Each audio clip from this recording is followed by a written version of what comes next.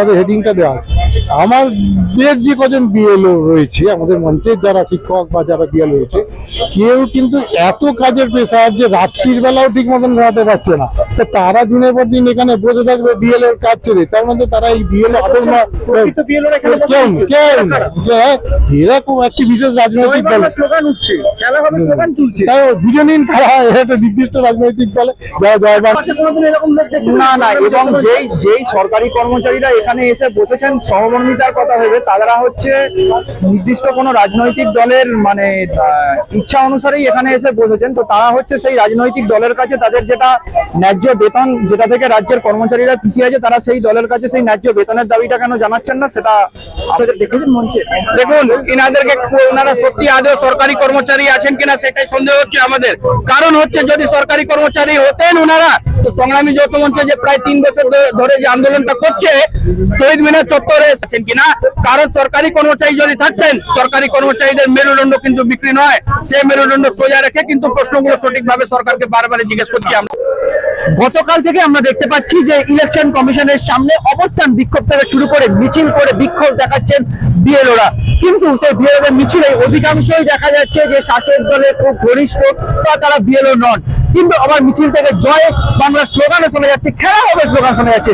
এই নিয়ে প্রশ্ন করলে তারা যেমন এড়িয়ে যাচ্ছেন, ঠিক আজকে সেই সমস্ত প্রশ্নের যথাযথ উত্তর দিলে বা এই যে বিএলও যারা বিক্ষোভ দেখেছেন তাদের আসল রহস্য ফাঁস করে দিল কিন্তু সংগ্রামী যৌথ মঞ্চ। তারা পরিষ্কার ভাবে বলে দিল তারা কি আসলে কি বিএলও বা তাদের মোটিভ কি, তারা কি করছেন বা তাদের পিছনে পরোক্ষভাবে কে রয়েছে, সমস্ত তথ্য কিন্তু ফাঁস করে দিল সংগ্রামী যৌথ মঞ্চ। কি বলছেন তারা শুনে নেব। আপনারা তো সংগ্রামী যৌথ মঞ্চ মূলত যেটা দেখা যায় বিশ্বাস হতো যে ডিএ, তারপর ডিএর জন্য আপনারা লড়েছেন। সেক্ষেত্রে দাঁড়িয়ে এই যে আজকে যারা মঞ্চ করে বসে আছে তারা কি কোনোভাবে সহমর্মিতার জন্য আপনাদের পাশে এসে বসেছিলেন? দেখুন, আমরা যেটা বুঝি সংগ্রামী যৌথ মঞ্চ রাজ্যের শুধু স্থায়ী কর্মচারী নয়, স্থায়ী এবং অস্থায়ী কর্মচারীদের সংগঠন এবং তাদের সবার স্বার্থ রক্ষাই সংগ্রামী যৌথ মঞ্চের উদ্দেশ্য। তো সেই ধরনের কর্মচারীদের সব রকম স্বার্থ রক্ষার উদ্দেশ্যেই সংগ্রামী যৌথ মঞ্চ কাজ করে। তো আমরা যেটা বুঝি সেটা হচ্ছে যারা এখন বিএলও তারা যথেষ্ট চাপের মধ্যে আছেন এবং যারা ভালোভাবে কাজ করছেন। সেটাই বলছি না, দেখুন না, মানে একজন করে ধরে তো মানে বোঝা সম্ভব নয়, কিন্তু স্বাভাবিক দৃষ্টিতে আপনারাই বুঝতে পারবেন যে যারা বিএলও তারা এখন মানে ফিল্ডে প্রচন্ড নিজেরা কাজ করছেন। অধিকাংশ লোক আছেন যারা নাকি বিএলও নন, তারা সরকারি কর্মচারী, তারা শুধুমাত্র সহমর্মিতার জন্য বা পাশে থাকার জন্য আজকে এখানে বসে থাকে।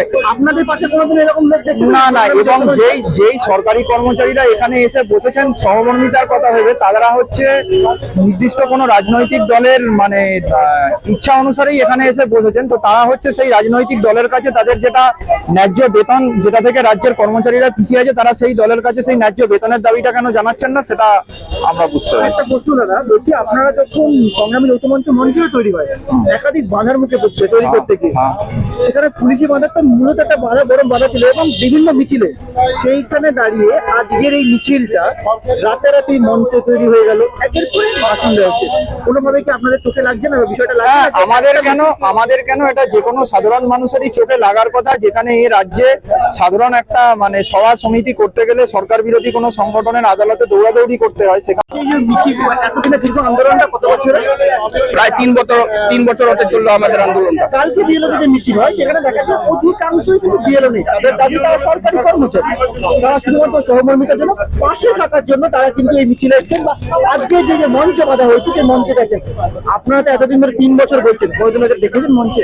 দেখুন, ইনাদেরকে ওনারা সত্যি আদৌ সরকারি কর্মচারী আছেন কিনা সেটাই সন্দেহ হচ্ছে আমাদের। কারণ হচ্ছে যদি সরকারি কর্মচারী হতেন ওনারা, তো সংগ্রামী যৌথ মঞ্চে যে প্রায় 3 বছর ধরে যে আন্দোলনটা করছে শহীদ মিনার চত্বরে, সেখানে ওনারা আসতেন, কিন্তু এখানে ওনারা আসেননি। তার মানে সন্দেহ আছে যে ওনারা আদৌ সরকারি কর্মচারীরা আছেন কিনা, কারণ সরকারি কর্মচারী যদি থাকতেন, সরকারি কর্মচারীদের মেরুদণ্ড কিন্তু বিক্রি নয়, সেই মেরুদণ্ড সোজা রেখে কিন্তু প্রশ্নগুলো সঠিকভাবে সরকারকে বারবার জিজ্ঞেস করছি আমরা সবাই মিলে। আরেকটা প্রশ্ন, আপনারা তো দীর্ঘদিন ধরে এত মিছিল করেছেন, কোন মিছিলে কি আপনাদের স্লোগান ছিল আপনারা সরকার জয় বাংলা খেলা হবে কি স্লোগান ছিল আপনাদের? ভাবতেই অবাক লাগছে যে কি ধরনের স্লোগান হচ্ছে বা এটা একটা কি অ্যাকচুয়ালি চলছে। আমার তো মনে হয় এটা প্রোপাগান্ডা চলছে। আমার এটাও মনে হয় যে এখানে যারা ধর্নাতে আছেন আদৌ ওনারা বিএলও আছেন কিনা, সেই প্রশ্নের উত্তরটা আমরাও খুঁজছি যে ওনারা সত্যি বিএলও আছেন কিনা।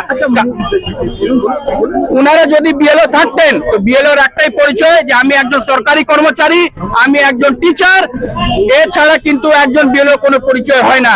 যদি ওনারা সরকারি স্লোগান দিচ্ছেন, সরকার মাননীয় মুখ্যমন্ত্রীর কথাতে ওনারা এখানে ধর্নায় বসছেন, তার মানে সত্যি আমাদের একটা প্রশ্ন যে ওনারা সত্যি কি বিএলও আছেন। তো এই প্রশ্ন উত্তরটা আমরাও জানতে চাইছি। বারংবার যেটা বলা হচ্ছে তাদের উপর চাপ সৃষ্টি করে দেওয়া হচ্ছে, কিন্তু একটাই বিষয় যে এরা যে রিক্রুটমেন্ট আমরা জানি শিক্ষক থেকে শুরু করে সরকারি জায়গায় বিভিন্ন ভাবে এখনো অবধি কিন্তু বিপর্যস্ত হতে প্রায় নেই বললে চলে। ইলেকশন কমিশন তার জন্য কি করবে? ইলেকশন কমিশনের তো লোক দরকার, কিন্তু সরকারের এই ব্যবহারের জন্য তার যে পরিস্থিতি বলবেন।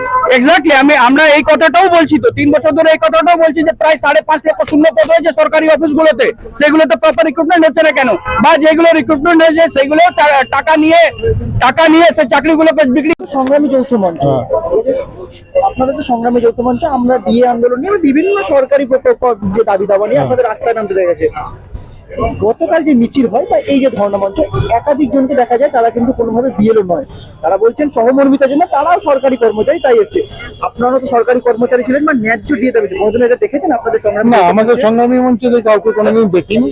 আর দ্বিতীয় কথাটা হচ্ছে যে এইখানে লেখা রয়েছে যে বিএলওদের বিয়ে, তাই তো, তাদের হেডিংটা দেওয়া আছে। আমাদের যে কজন বিএলও রয়েছে, আমাদের মঞ্চের যারা শিক্ষক বা যারা বিএলও রয়েছে, কেউ কিন্তু এত কাজের প্রেসার যে রাত্রির বেলাও ঠিক মতন ঘুমাতে পারছে না। তো তারা দিনের পর দিন এখানে বসে থাকবে বিএলও এর কাজ ছেড়ে, তার মধ্যে তারা এই বিএলও এরা খুব একটি বিশেষ রাজনৈতিক দল, স্লোগান উঠছে, খেলা হবে, স্লোগান তুলছে, তাই দুজনই খেলা হয় একটা নির্দিষ্ট রাজনৈতিক দলে, যারা জয় বাংলা স্লোগান।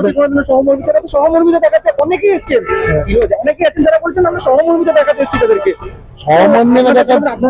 সহমর্মিতা এটা হচ্ছে এক ধরনের চাল, সেটা হচ্ছে যে যাতে করে এই কাজটাকে পণ্ড করা যায়, যাতে আদৌ এসআইআর না হয়, সেই কারণেই এই ধরনের চালকে তারা ব্যবহার করছেন, কিন্তু এই চালেতে খুব একটা কাজ হবে না। বারবার যে কথাটা বলা হচ্ছে না যে বিএলওদের মৃত্যু হয়ে যাচ্ছে, সুইসাইড করছে, তাহলে এটাও কি কোনোভাবে চাল? কারণ কি আমরা দেখতে পাচ্ছি একাধিক জায়গায় বিএলওদের শুধু মৃত্যু হচ্ছে, শুধু তাই নয়, দেখা যাচ্ছে যে মৃত্যুর যে হার, সে হারটা কিন্তু বার্ধক্যজনিত হচ্ছে, মানে অধিকাংশ বার্ধক্যজনিত, কোনো সুস্থ স্বাভাবিকের মৃত্যুর হার কিন্তু খুবই কম। না, প্রথম কথা যে যতজন মারা গেছে সবাই যে বিএলও বিষয়টা সত্যি না, তবে বিএলও বেশ কিছু লোক মারা গেছে। দুজন আইসিডিএস কর্মী যারা বিএলও মারা গেছে, তারা কিন্তু আদৌ কিন্তু তারা ইয়ে নয়, কিন্তু এটা কিন্তু এই লোকদেরকে চয়েস করা হয়েছে জেলা প্রশাসনের নির্দেশে।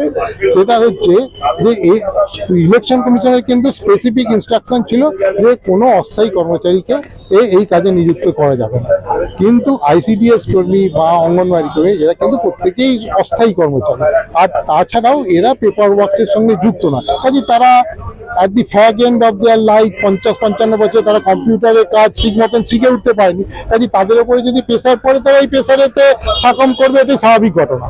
তাহলে কি এই অস্থায়ী যে বলছেন তারা কিন্তু ইচ্ছাকৃত করে ঢোকানো হয়েছে? হ্যাঁ, ইচ্ছাকৃত ভাবে, কারণ ইলেকশন কমিশনের স্পেসিফিক ইনস্ট্রাকশন ছিল যে কোনো অস্থায়ী কর্মচারীকে এই কাজে নিযুক্ত করা যাবে। আচ্ছা, আরেকটা যেটা বিষয় যেটা বারংবার বলা হচ্ছে যে ইলেকশন কমিশনের এই যে এসআইআর কাজ করতে গেলে বহু শিক্ষক স্কুল থেকে চলে আসছে, তাদের জন্য শিক্ষার নিয়ে ক্ষতিগ্রস্ত হচ্ছে। আচ্ছা, এই রাজ্যের শিক্ষা ব্যবস্থার আমরা দেখছি 26,000 এখনো রাস্তা, প্রাইমারিরা এখনো হতাশায় ভুগছে, যারা ফ্রেশার তারাও কিন্তু এখন অব্দি তাদের পরীক্ষা দিয়েছে, কিন্তু তাদের যেমনটা দেখলাম সংগ্রামী যৌথ মঞ্চ থেকে তাদের প্রতিনিধি দল তারা ইলেকশন কমিশনে যায় এবং সেখানে ডেপুটেশন জমা দেয়, এবং তাদের তরফ থেকে বলা হয় সরকারের আজকে এই নিয়োগ প্রক্রিয়ায় দুর্বলতা বা নিয়োগ প্রক্রিয়া না হওয়ার জন্যই কিন্তু আজকে বারংবার এই বিএলওরা কিন্তু ক্ষতির মুখে পড়ছেন বা মৃত্যু ঘটছে। অর্থাৎ পরোক্ষভাবে বলুন কি প্রত্যক্ষভাবে নিয়োগ প্রক্রিয়া নেই বলে বা স্কুলে ঠিক মতো নিয়োগ প্রক্রিয়া নেই বলেই কিন্তু আজকে সরকারি নিয়োগ প্রক্রিয়া নেই বলেই কিন্তু বলা যেতে পারে আজকে এই বিএলওদের কিন্তু ভোগান্তি সৃষ্টি হচ্ছে বা মৃত্যুর মুখে ঢলে পড়তে হচ্ছে এই বিএলওদের। সেই সমস্ত বিষয় কিন্তু প্রায় কার্যত খোলসা করে বিস্তারিত ভাবে বলে দিলেন সংগ্রামী যৌথ মঞ্চের তরফ থেকে। ইলেকশন কমিশনের সামনে থেকে হিমাদ্রি ব্যানার্জির সঙ্গে সায়ন চক্রবর্তীর রিপোর্ট, ভিশন প্লাস নিউজ।